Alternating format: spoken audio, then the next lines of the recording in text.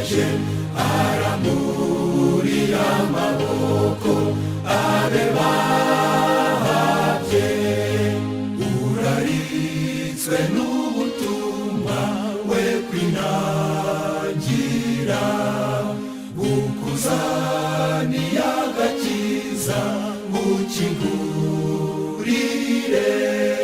Ngwino hakiriho umucyo Yesu aragutegereje aramburiye amaboko abe bahabye. We kwigomwa umunezero